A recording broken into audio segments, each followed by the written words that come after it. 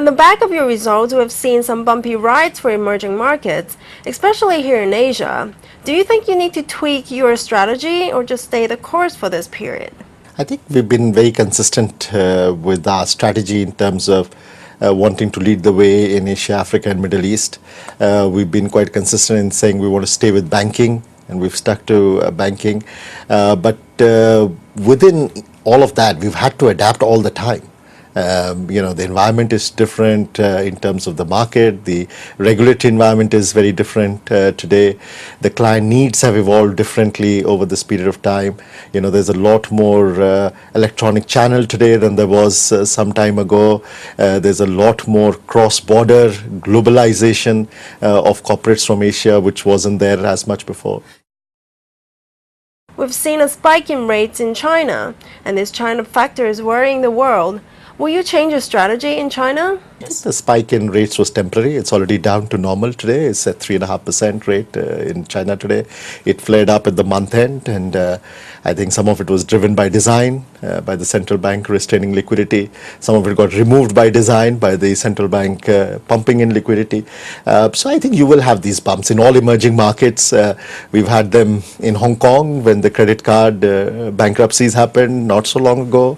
We've had them in Singapore in the past around real estate. We've had them in, of course, all the smaller markets in Asia as well. So yeah, that's part for the course for us. What about for South Korea? You had a 1 billion write-down for the country. Are you sticking with your operations there? As we've seen banks like HSBC just exit. Would you consider that? Well, $1 billion goodwill impairment is an accounting adjustment. It has no cash flow impact for us. It doesn't affect any single capital ratio for us. So it's a prudence we have taken. It was in our balance sheet for a long time. We just decided to write it off because we thought that our outlook, it has nothing to do with the business performance. We are tackling the business challenge. The industry deterioration in Korea is another challenge. We could have chosen to take the impairment or not. We've chosen to do that for accounting reasons. So I don't think so that's a hit to any cash. It's a cashless entry. So you're not going to leave South Korea? We are absolutely committed to staying in South Korea. It's the 12th largest economy in the world. In Asia, is the 6th largest exporter in the world. It has corporates like Samsung and Hyundai and LG who are ruling in their product categories, global markets. Why would we leave it? It's part of our network.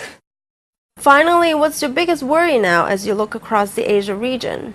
Well, the biggest issue is really the abundant liquidity that the central banks from around the world are pumping in to save their own economies. But a lot of that, because of the yields, are finding their way into Asia, and that is putting the margin pressure on us.